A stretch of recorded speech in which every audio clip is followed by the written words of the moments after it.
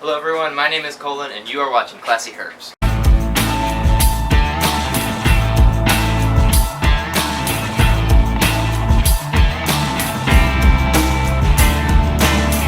So today I'm going to do cover an animal that I haven't ever covered before, that I probably should have by now. Being as commonly kept as an animal as this is, I feel kind of bad that I haven't touched on it yet, but here I am today. This is a corn snake. So definitely kick-started the whole herpetoculture revolution back in the 80s and 90s. These guys were really the ones that kind of started it for all of the snakes. This is the first pet snake that most people in the older generation probably remembered keeping. People have been keeping these way longer than they've been keeping ball pythons or anything like that. Mostly just because it's not exactly an exotic species. It's a native species to North America, so they're fairly easy to come by. They're very docile snakes, as you can see here, just naturally kind of tame like a ball python is. And they're easy to breed. They're very easy to breed, and easy to take care of for that matter. So just a few reasons why they're so popular. I'm going to kind of go over that in a little bit more depth here. So the biggest difference between these guys and ball pythons that I have personally found working with them over the few years I have is their attitude and just their behavior. So a lot of people really like ball pythons for their just absolute calm, lazy personality, that they really don't do much. When you open that tub or that tank, you can pretty much assume that it's just going to be laying there, and it's pretty much an inert object for the most part, unless it's really hungry. But they really don't do much. Now, they might move around a little bit on you, but for the most part, they stay in place. And corn snakes couldn't be much more the opposite of that. This one's being very calm actually, but they really like to move. And that's not just corn snakes, but colubrids as a whole family of snakes. So colubrids are just a little bit more energetic. They have this kind of hyper attitude where they're just always wanting to get into things and investigate. They're not mean by any means, but a lot of people can kind of take that rapid movement and response kind of as a sign of aggression, and it's really not. It's just that they're highly aware of what is going on around them, and they respond to things a lot faster than something like a ball python does. So this guy's actually being very kind of a little bit too chill for me to even kind of show that response, but let me grab one here. This guy is probably going to be move around a little bit more. That one that I was just showing you there, I should have said while I had it out, but that was a blood red pied. This is a tessera. So as far as the genetics go, there's just as many as, if not more, as ball pythons and other things. But you see how he's just really doesn't want to stay still, and he's reacting to me very quickly, especially with his head. They move. And so a lot of people that think that ball pythons are boring really get a kick out of corn snakes and colubrids in general, just because they definitely don't want to stay still. They're very active. They have a lot of personality to them. To be honest with you, I think that colubrids in general are a smarter kind of snake. I don't really know how exactly to elaborate on that, but just by working with them over time, I found they seem to be more aware of you and them and the interaction between you. Definitely a lot less likely to have like an adverse reaction with one of these guys. They seem a lot more confident in themselves in a way, so they're not shy, so you're not ever going to get kind of that fearful like a ball python can be sometimes, where they just ball up. These guys are definitely confident with themselves, so you don't have to be shy about working with them. And like I said, they get to a really nice size. So I brought a couple of babies out here that I just hatched out not too long ago. So I'll show you two of them here. This is a normal corn snake right here. So if you were to find a corn snake in the wild, this is what it would look like. Just kind of a camouflage red color, but even the normals are really pretty on their own. And this is just an example of a morph right here. This is a charcoal, so obviously the name is pretty clear why it is named that, but just kind of a gray silver tone over the whole body.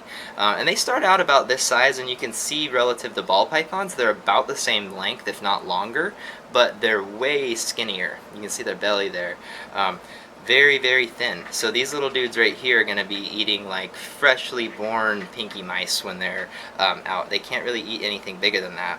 I've even had to feed really little hatchlings actually like the leg of a pinky mouse, just because they literally couldn't eat a whole pinky mouse yet. They're that little when they're born. So they're a little bit more challenging, to where a ball python you can almost always assume is going to be able to eat at least like a fuzzy mouse when it's fresh out of the egg. Not so much for these guys. But one cool thing about them is that they do like to eat a lot more. They have a faster metabolism. Things are definitely moving around in them a lot more. So I wanted to show you guys here. I don't ever usually do live feedings, but this one's kind of cool, and I wanted to show you guys this. This is a bull snake. This is not a corn snake, so I'll say that. But just to show you guys how fast these guys react, and just different about how they eat. See, he's looking, and he's fully aware.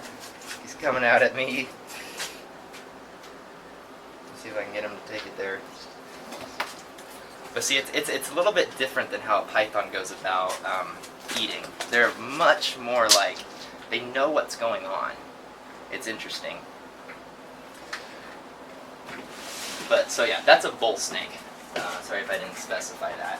But just to kind of go over a few more different corn snakes. This guy just ate a meal not too long ago. Just to kind of highlight some of the different colors.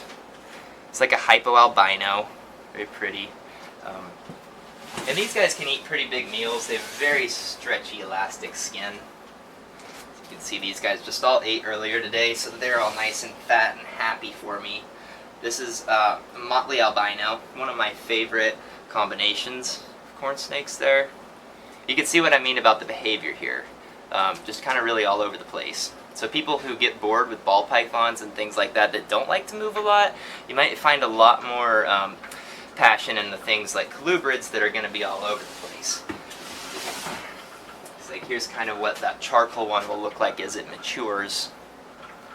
You can see they stay that kind of thin, rigid body type, and they're not really round like a python is. If you notice their body, like just how it's structured kind of up and down, it's a lot more vertical. It's not really a circle. So in that sense, I like to think that they're probably a more muscular snake.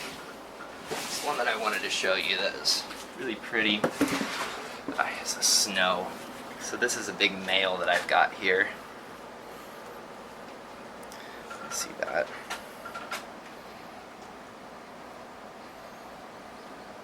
Almost a pure white corn snake there. Just very pretty animals.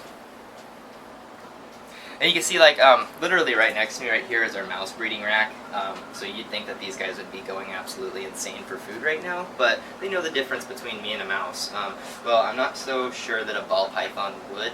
If it smells that overwhelming smell of prey in the air, and it's sensing food, it might not distinguish. I've had that happen plenty of times where my hands smell like a rat and I'm going in and they just think that I'm actually a rat. Because one big distinguishing factor about colubrids from pythons and boas is that if you look at the front of their face, there's something lacking about their face that pythons and boas have, and that would be those heat pits. So these guys, for whatever reason, never evolved any sort of heat detecting sensory organ. Like ball pythons, well, all pythons and boas have those grooves in their face so that they can see thermal and body heat. These guys don't. So that means they have to rely 100% on smell and vision and whatever senses they might have that we're not even aware of, which is quite possible. But just a key difference there. Very cool guys. They get up to size a lot faster than pythons and boas do, so you can get these up to size in a year or so. Very fast growers. They lay huge clutches, which is kind of cool about them. They can lay like 20 eggs, and they can actually lay 2 clutches in the same year, double clutch, so you can get a lot of babies out of one female. So compared to pythons that are once a year, low clutch size, these guys are almost the opposite. They're really good at making babies. You have any questions? Do they have like the same kind, you can get a scaleless in those like you can in the ball pythons. Yeah, I'm glad that you mentioned that.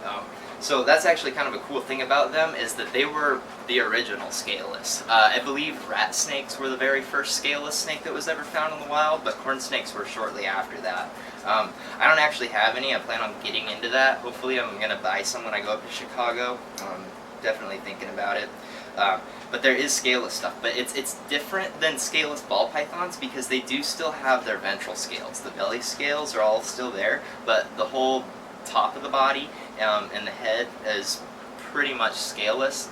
Occasionally there are like a random scale here and there, while like on a ball python it's perfect, no scales.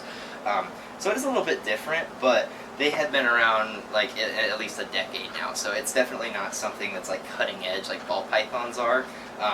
And that's a big part of why I have so much faith in the ball python scaleless project, just because people have been breeding scaleless colubrids for a long time, and we know that they do just as well. There's been a lot of testing in actual laboratories on, are these animals able to maintain their heat as well, their body heat? Are they able to shed as well?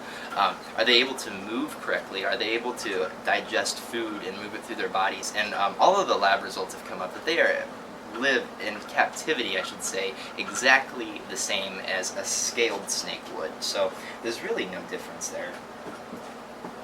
But yeah, the scaleless project is a cool one. Any other questions? No. Cool. Thanks for watching. This has been ClassyHerps.